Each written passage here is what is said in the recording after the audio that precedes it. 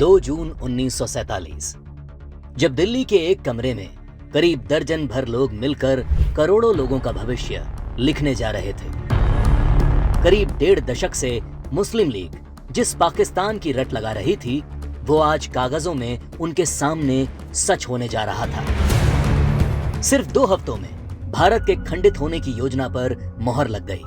भगवान राम के बेटे लव का बसाया लाहौर, ढाकेश्वरी माता का तीर्थ ढाका, गुरु नानक देव जी का जन्म स्थान ननकाना अब 2 टुकड़ों में बंटने जा रहा था। और अगर कोई इस विभाजन की योजना से अनभिज्ञ था तो वो थी भारत की मासूम और निर्दोष जनता, जिस पर यह विभाजन कहर बनकर टूटने वाला था। 1947 को अंग्रेजों द्वारा किया विभाजन देश का पहला विभाजन नहीं था।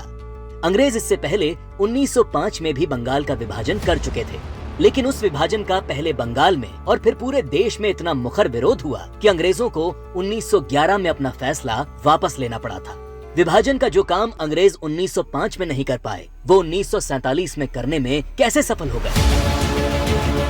तो जो बात 1905 के बंगाल को 1947 के भारत से अलग बनाती है, वो है कांग्रेस पार्टी, मुस्लिम लीग और भारतीय कम्युनिस्ट। 1905 में बंगाल विभाजन के विरोध के बीच ही 1906 में मुस्लिम लीग का जन्म संयुक्त बंगाल के ढाका में हुआ। बंग भंग आंदोलन के बाद जन्मी मुस्लिम लीग ने 1909 में मार्ले मिंटो सुधार के नाम पर पृथक निर्वाचन प्रणाली मांग से शुरू करके अगले 30 साल में अलग इस्लामिक राष्ट्र पाकिस्तान के नाम पर भारत को मजहब के नाम पर बांट कर रख दिया।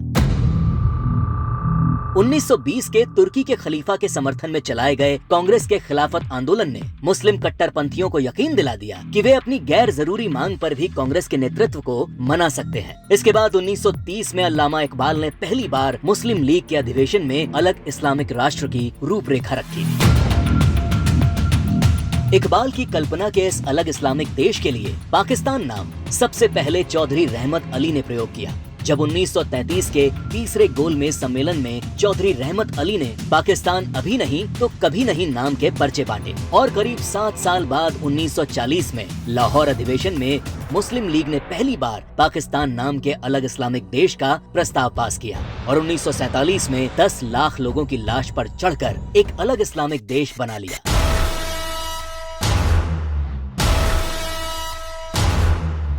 और जिस भारत ने 1905 में बंगाल का विभाजन नहीं होने दिया, वो भारत 1947 में भारत विभाजन नहीं रोक पाया, क्योंकि कांग्रेस के जिन नेताओं पर लीग के सामने खड़े होने की जिम्मेदारी थी, उन्होंने अंत समय में बिना भारत के लोगों को विश्वास में लिए विभाजन का प्रस्ताव स्वीकार कर लिया। देश तोड़ने के इस खेल में एक हिस्सा भारत के कम्युनिस्टों ने भी निभाया, जब कम्युनिस्ट नेताओं ने भारत को 14 राष्ट्रों का समूह बताते हुए भारत विभाजन को मुस्लिम राष्ट्र के आत्मनिर्णय का अधिकार बता दिया।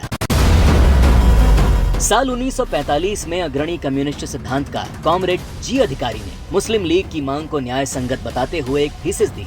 उनके शब्दों में 1940 से कम्युनिस्ट पार्टी ने ये देखना शुरू कर दिया कि तथाकथित सांप्रदायिक समस्या वास्तव में बढ़ती राष्ट्रीयताओं की समस्या है, जिसे आत्मनिर्णय के अधिकार के माध्यम से हल किया जा सकता है।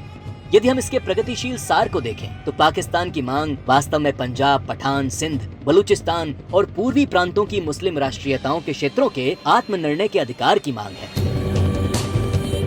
जब देश का विभाजन हकीकत बनना तय हो गया, तब सर रेडक्लिफ को भारत और पाकिस्तान की सरहद तय करने की जिम्मेदारी सौंपी गई।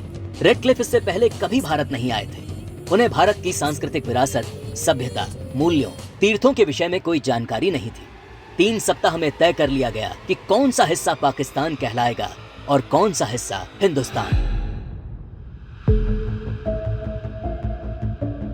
सदियों से एक जैसे इतिहास, भाषा, बोली, खान पान लिए रह रहे लोग, गांव और शहर रातों रात 2 देश बन गए।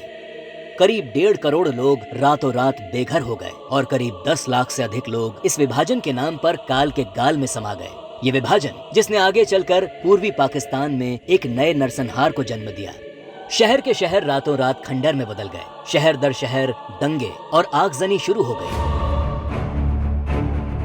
वो लोग जो हवेलियों में रहते थे, वो अब रातों रात रिफ्यूजी बन चुके थे। अपना सब कुछ लुटाकर लोग सड़ी गर्मी और बरसात में मीलों तक फैले काफिले हजारों की तादाद में अपनी जान बचाकर चले आ रहे थे। सबसे बुरा हाल महिलाओं का हुआ, जिन्हें इस विभाजन की सबसे क्रूर कीमत चुकानी पड़ी।